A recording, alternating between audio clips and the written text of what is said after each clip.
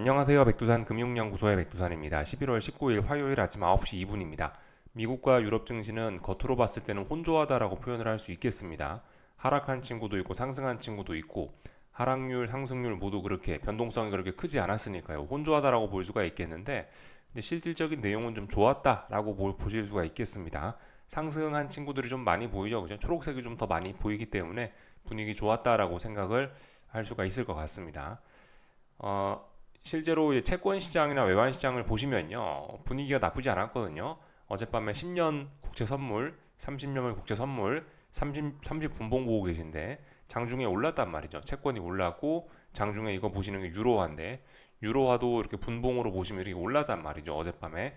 그러니까 강달러 고금리가 주식시장에 약간 부담인데 어젯밤은 그 강달러 고금리가 다소 완화가 되고 좀 그랬으니까 주식시장이 좀 좋을 수 있었겠구나 생각하시면 되겠습니다. 그래서 고금리 강달러 완화로 주식시장이 어젯밤에 분위기 좋았겠구나 이렇게 일단 볼 수가 있겠습니다.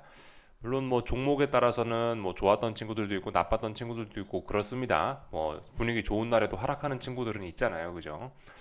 뭐, 뭐 예를 들면 엔비디아가 뭐 블랙웰 발열 문제로 투심 악화가 돼서 주가가 빠졌다라든가 뭐 이런 것들이 좀 눈에 띄긴 합니다만은 어쨌든 보시면 상승한 종목 수가 조금 더 많고 하락한 종목 수가 적고 전반적으로 그죠? 초록색이 좀 많이 띄는 거 보니까 분위기는 좋았다라고 할 수가 있겠습니다. 테슬라가 좀 많이 오르기도 했고요.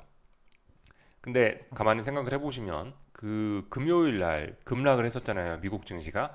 그 다음 날 지금 기술적 반등이 올라온 거기 때문에 아직까지는 이게 정말 좋은 거냐 조금 좀 고개가 갸우뚱합니다. 조금 더 확인이 필요합니다.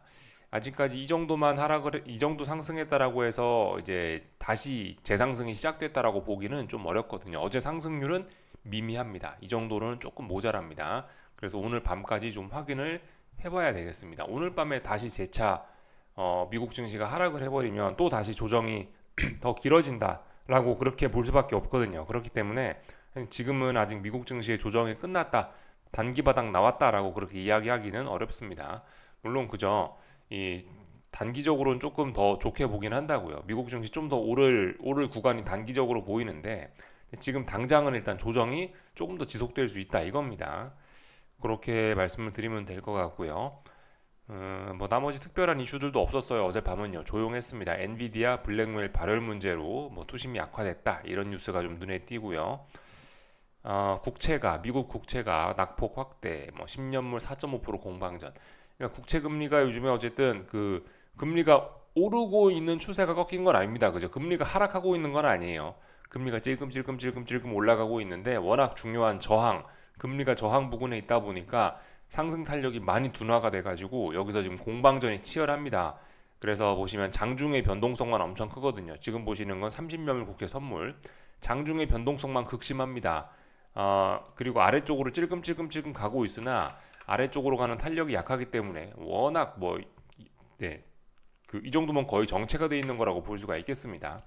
다만 근데 이 오랜 하락을 진행 중이기 때문에 30년물 국외 선물 보고 계신데 오랜 하락 중이기 때문에 야 여기서 안 빠지는구나 이것만 갖고 상승 베팅을 하기는 곤란하다고요. 상승 베팅을 나 이제 본격적으로 위로 올라가겠어라는 신호를 봐야 이제 그게 상승 베팅을 할 수가 있는 거지. 이것은 상승 베팅을 하기는 좀 곤란한 그런 모습이라고 할 수가 있겠습니다. 하여튼 그래서 채권 투자가 좀 매력적인 가격대라는 생각은 드는데 어쨌든 앞으로 좀 금리가 많이 떨어지는 걸 기대하기도 좀 뭐해서 그죠. 하여튼 채권이 어쨌든 아직까지는 좀 그렇습니다. 지금 당장 뭔가 할 수도 없고 쳐다만 볼 수밖에 없는 그런 자리가 아닌가 싶어요. 아, 다 말씀드린 것 같고 특별한 건 없었고요. 네. 여기 뭐 이런 내용들이 있고 달러가 이틀째 하락하고 있다. 금리가 저항받자 내림세라고 볼 수도 있는데 달러 인덱스 자체도 107이 중요한 저항인데 저항을 맞고 밀리고 있거든요. 그렇기 때문에 근데 사실 그렇기 때문에 지금 달러가 살짝 약세가 며칠 정도 이렇게 진행 중인 건데 유로화 차트로 보시면 요렇게 한 그래도 몇 거래일 동안 지금 달러가 약세가 나타나고 있는 건데요. 이 정도로는 이렇게 강력했던 하락을 극복했다라고 이야기하기는 어렵습니다. 조금 더 확인이 필요하고 아니면 조금 더 시간이 필요합니다. 근데 일단 이 환율 시장은 보시면 달러 약세가 그래도 조금은 좀 진행될 수 있을 것 같은 기대감은 좀 있습니다. 아래쪽에서 유로화와 좀 다르거든요. 그 채권 시장과 약간 모습이 다르긴 합니다. 채권 시장 보시면은 이게 이제 의미 있는 지지력이라고 하긴 뭐하고요. 계속해서 이렇게 아래쪽으로 쭉쭉쭉 처지고 있는데, 근데 일단 보시면은 그 유로화는 보시면 약간 모양이 다르긴 합니다. 그래도 어느 정도 좀 지지력이 좀 단기 지지력이 조금 있긴 있어요. 이걸 지지력으로 바탕으로 해서 조금 이제 의미 있는 매수세 전환을 기대도 할 수는 있을 것 같긴 한데요. 채권과 달리. 근데 어쨌든 여전히 이것만으로는 매수를 위한 신호라고 보긴 어렵고 약간의 확인이 좀 더 필요하지 않나 싶습니다. 뭐 예를 들면 오늘 밤 이런 식으로 조금 더 확인이 필요하지 않나 싶어요. 아직도 달러 강세, 유로, 네, 달러 강세 채권 약세, 그죠? 금리 고금리 강달러 지속되고 있다. 이렇게 보실 수가 있겠습니다. 국제 유가는 우크라이나 우려, 그죠? 뭐 바이든이 러시아를 공격할 수 있는 뭐 허가를 내줬다라는 뭐 그런 소식이 있죠. 또 그리고 노르웨이의 생산 차질 그런 것 때문에 유가가 많이 올랐다라고 합니다. 지금 중요한 지지선 부근이기도 하고요. 그래서 일단 뭐 반등을 하고 있다 요거고, 또 그리고 달러가 좀 약세를 보이는 것도 요 며칠간 그것도 유가 상승에 영향을 미치고 있죠. 금값도 뭐 보시다시피 그죠? 뭐 긴장 고조 달러 약화해서 급반등을 했다라고 합니다. SMIC 참 슈퍼마이크로면 SMCI인가? 네, 그럴 거예요 아마 종목 코드가. 상패를 피하기 위해 움직일까라고 되어 있죠. 주가가 일단 올랐다라고 합니다. SMCI죠. SMCI 15% 올랐네요. 그 회계부정이던 그 회사죠. 네, 그런 내용들이 있었다. 참고적으로 보시면 될 것 같고, 기술적인 내용 좀 살펴보겠습니다. 이거 나스닥 30분봉 선물이거든요. 가만히 보시면은 어젯밤에 이제 그 살짝 반등을 하긴 했는데 이만큼입니다. 어젯밤에. 근데 이거는 의미 있는 매수세라고 하기는 어렵고요. 이제 위에서부터 이렇게 저항들이 내려오고 있거든요. 지난 금요일 날 급격한 하락을 했어요. 지난 금요일 날 이렇게 그죠? 급격한 하락을 했는데 이 급격한 하락을 극복하는 모습은 아닙니다. 오늘 밤 재차 미끄러질 수 있어서 주의가 필요합니다. 아직까지 이거는 지난번 급락했던 거에 비하면 탄력적으로 올라오지 못했다. 강한 매수세는 안 보입니다. 더 빠질 수 있다. 좀 경계를 하셔야 되겠고, 이런 점은 S&P 지수도 마찬가지입니다. S&P 지수도 이렇게 보시다시피 그냥 어젯밤에는 추가적으로 하락만 막는 그런 모습이었다라고 볼 수가 있겠습니다. 뭐 러셀 지수도 뭐 비슷비슷합니다. 러셀 지수도 보시다시피 그냥 축축축 아래쪽으로 처지고 있고, 어젯밤 러셀 지수의 상승 탄력은 더욱 약했습니다. 그 금리와 달러 강세, 고금리 강달러가 좀 완화됐음에도 불구하고 더 약한 모습. 하여튼 아직 주식시장의 미국 증시의 조정은 좀 더 지속될 수 있다. 진행 중이다. 일단 끝났다라고 할 수는 없을 것 같습니다. 다 봤고요. 채권 시장, 외환 시장 그런 이야기는 좀 드렸었고, 원자재들은 어제 여러 가지 이유로 상승했다. 구리값도 오르고 그 국제 유가도 오르고 금값도 오르고 다 했습니다. 금값 같은 경우는 지금 이제 어떤 전환의 그런 의지가 좀 있긴 있어 보이거든요. 눌림시 매수 전략 다시 해봐도 될 것 같습니다. 일단 금값은 어제 나온 장대 양봉을 기준으로 해서 나 이제 올라갈 거야라는 그런 의지로 해석을 하고 눌림시 매수 전략 가능할 것 같습니다. 금값 일단 단기 바닥은 나왔다 싶습니다. 그리고 아직 장기적인 상승 추세도 뭐 그렇게 훼손은 된 건 아니니까 일단 건전한 조정으로 보이니까 조금 더 매수를 해볼 만한 그런 여력이 남아 있습니다. 좀 더 위쪽으로 해먹을 만한 여력이 있다 이겁니다. 단기 바닥은 나온 것 같으니 눌림시 매수 생각해 볼 수 있다. 가능하다 싶습니다. 그리고 유가는 어젯밤에 그죠? 많이 올랐습니다. 유가가 3%, 뭐 4% 가까이 올라가면서 이런 모습을 보였는데, 유가는 네, 뭐 유가도 일단 뭐 이 정도면 일단 상승 전환할 생각이 있는 것으로 보입니다. 지난번에 급등했던 거 뭐 이런 것들은 별 의미가 없는 것 같고, 유가도 일단 뭐 단기 바닥은 만들지 않았겠냐 싶습니다. 그래서 눌림시 매수 전략 해볼 만하다고 봅니다. 유가도 일단 단기 바닥 나왔다라고 봐요. 그 유가는 마치 한국 증시 코스닥처럼 약간 좀 이제 그런 자리에 와 있거든요. 그죠?